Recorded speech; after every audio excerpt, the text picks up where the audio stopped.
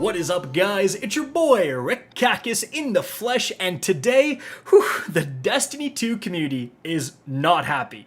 Recently, a massive article called The State of the Game for August 2023 was released, and in it, Bungie detailed a lot of their overarching plans for what is coming next season in Season 22, the season after that in Season 23, and the entire year leading up to and including the Final Shape DLC. And the community reaction, it was not good. Bungie was trending on Twitter, not in a good way. So in this video, we're just going to be discussing what is going on. Why are people upset? Normally when we get these huge state of the games, it's very positive. People are looking forward to the things announced within them, but this time it really didn't seem that way. Now, I do need to say, whenever something like this happens, guys blast me from both sides.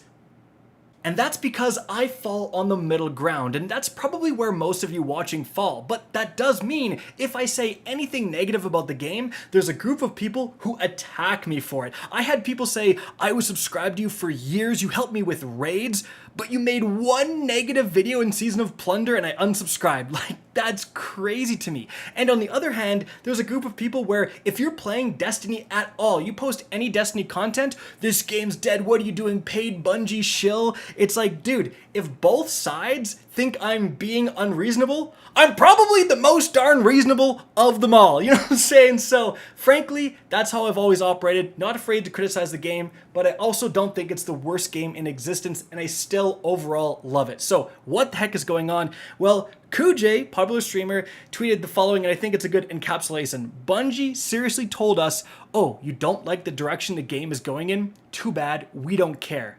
Like, why even bother publishing that state of the game? You'd have been better off saying nothing.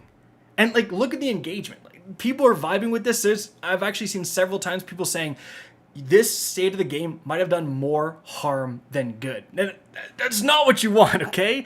And in fact, here's exactly that example with Destiny Bulletin, a huge kind of news account on Twitter. I feel like the state of the game did more harm than good, especially considering the state of the community right now and how burnt out players are right now.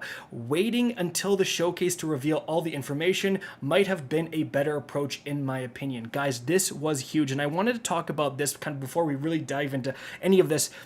There was some stuff in the state of the game that is absolutely very cool and very intriguing. Like this little, couple sentence thing right here about upcoming weapon subfamilies. So this has the potential to massively improve the game. Right? Imagine if they add a brand new combat shotgun. It shoots even faster than rapid fire frames. It's magazine reloaded. It opens up new DPS strategies. How cool would that be? Imagine a scout rifle that can kill in 2 shots. It's nearly a sniper rifle. A fusion rifle that shoots a ball of plasma that slowly moves along the map and you can dodge it instead of multiple bolts. I don't know. I'm just speculating, but what I'm saying is that this has the potential to massively change up how gameplay is at a base level in Destiny 2 if they really go hard on these new weapon archetypes and weapon subfamilies, okay? But it's hard to get excited for something like this because it's so vague. The entire state of the game, Bungie was saying, the cool stuff is coming, trust us, wait until August 22nd, wait until the showcase, wait until the showcase.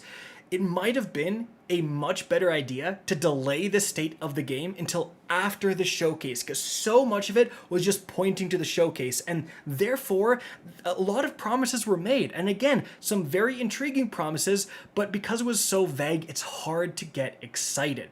But let's talk about the things that people were really upset about.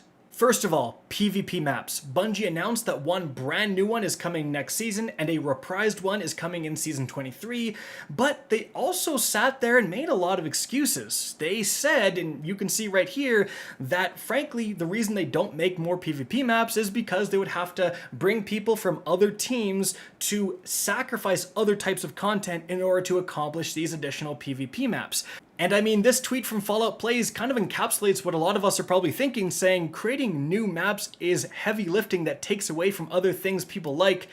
Not to be an armchair game dev here, but like, hire more people. Like, why do we have to settle for this? Oh, it takes away from this, and that's the way it is. Like, we can't do anything about it. You got $3.6 billion from Sony. You can now reach out to Sony and potentially ask for help making this content. I don't think people want to hear excuses at this point in the game, and that's exactly what Bungie did for a lot of things. There's a lot of excuses. Frostbolt made this tweet on the subject saying, "We've been knowing this, dude. Asking for more maps does not equal please explain why you can't again. The PvP community has been asking for years to make it happen." And that's a good point. Bungie has had years to shift around resources to maybe have a season that doesn't have a seasonal activity that nobody cares about and rather has multiple PvP maps, have a season of PvP. Maybe it won't sell as well, right? Because most people engage with PvE. Maybe it'll flop as an individual season, but it's the kick that PvP would need to rejuvenate it, and then you'll see those overarching benefits for many seasons to come. Now, speaking about parts of the game that Bungie is not investing in, unfortunately, Gambit is in the same boat as PvP. Bungie kind of said, look, no one's playing Gambit, so we're not really investing in it. We're remaking one old Gambit map. That's about it. And Char here saying, people don't interact with content, so the content doesn't get the investment required to improve it, so people continue to not engage with it. Feels like a self-fulfilling prophecy of doom. I think he's got a great point here. Bungie actually says, like, we overhauled Gambit. We did all these things, and we still didn't see people interacting with it. I don't know if you guys remember when Bungie overhauled Gambit, where they introduced having to go and kill like the wizards and stuff, and then when someone would invade and would kill your team and the health of your primeval would go up, you have to re-kill those spawning wizards again. No one liked that. Dude, like, I do not remember a positive community reception. I remember a lot of people who genuinely used to enjoy Gambit. Those changes made Gambit more grindy. They made it more snowbally, because if you have one good invasion, it's over, right?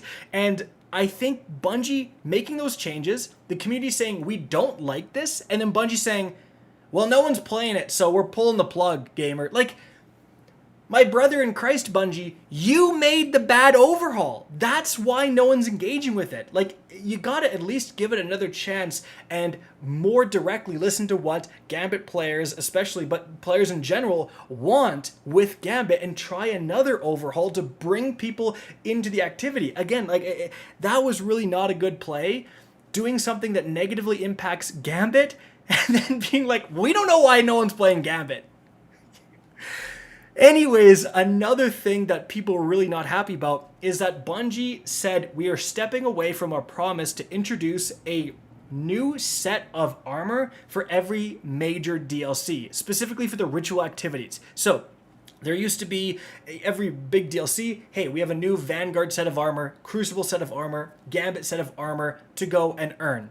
And Bungie said, listen, it's too much to invest to do that. And we are noticing like no engagement. And in that second part, yeah, they probably got a point. Like, are you really going after this armor and equipping it and using it as transmog? Probably not. But at the same time, this tweet from Destiny Bulletin encapsulates a lot of what people are thinking. Massive engagement here. Bungie, delivering ritual armor sets at the rates we have been in the past has become increasingly challenging. Meanwhile, Eververse has got more armor sets than ever, brother. There's collabs, crossovers. There's just the sickest looking armor in Eververse. So like, no wonder no one's putting on the yearly Crucible armor when you're selling all the dope armor in Eververse. Like, okay, if I could buy Crucible armor, Bungie, would it look cool? Would you invest in it? And that is something that a lot of people really kind of kept coming to overall with this state of the game. Oh, we can't pull people off of other teams to make Gambit or PvP maps. But the Eververse team is always absolutely intact. Those guys are pumping out the best possible content. They have have you noticed the Eververse team has never really missed a season? There's never been a lack of Eververse content, no matter what, right? Now, That is totally understandable from a business perspective. Bungie needs to make money to continue making content. And in fairness to Bungie, they do pump out an insane amount of content for this game. But when it becomes this lopsided, right? When it becomes a case of we can't make new ritual armor, but we will absolutely make as much Eververse armor as we can, that's when it becomes ridiculous. I am fine with an Eververse store because I want Bungie to absolutely be getting paid, because if they're getting paid, they're loving their jobs, they're continuing to make good content, they're investing in new technologies, hopefully dedicated servers one day, you never know. But when it becomes this lopsided in favor of paid content to the detriment of non-paid content, that's when people rightfully are gonna call them out. And so, at the end of the day, what to make of this? Like, I think overall it was unfortunately a very tone-deaf response from Bungie, giving a lot of excuses, kind of doubling down on some of the bad decisions they've made. With that being said, again, it's so hard to tell. Part of the reason I feel like this state of the game just didn't hit is, again, because we don't have the showcase. The showcase could come and blow us all away. So much of the cool stuff they did talk about in this state of the game just was references to the showcase. So separating those things, I think, did a lot of harm and is a direct reason as to why people are upset with the state of the game. I think the order needs to be switched around next time. We need to know what's coming in the showcase before we get the state of the game. Then the state of the game could expand on a lot of the things we saw in the showcase. But again, Bungie, something is going on in the studio. I think there's so many amazing, talented, wonderful devs that are so passionate about this game that do make great content. Like, there's so much content that's fantastic. Guys, the Ghosts of the Deep dungeon is a banger dungeon. Like, I really enjoy that. All the dungeons are just S-tier content, in my opinion, right? The weapons coming out of the game are amazing. We are seeing more weapon perks than we've ever seen before. There are so many fantastic things about Destiny, and there's so much to be hopeful for. And if you really look with an unbiased eye at what Destiny has been able to accomplish over its 10-year lifespan compared to a lot of its competitors, it is miraculous. Like, we're all still here arguing about Destiny. Ain't nobody arguing about Anthem, brother. You know what I'm saying? Like, ain't nobody talking about a lot of other games that were supposed to be the Destiny killers. But right now, unfortunately, you can't shake the feeling that Bungie isn't just turning Destiny 2 into a cash cow. It feels like they are funneling the resources that used to be on Destiny 2 into their two new projects, Marathon and Matter. And perhaps that's what they're doing. I hope that when these games, launch, they will start just making resources for themselves, right? You obviously do have to funnel a little bit for your new project, because your new project is making nothing. In fact, it's losing money until it launches, and then it can start to generate its own excitement and resources and all that stuff. That's kind of beside the point. But the vast majority, or a huge part of the community right now, just feels like their favorite game, their passion, Destiny 2, is being neglected at best and milked at worst. And it's up to Bungie to prove us wrong, okay?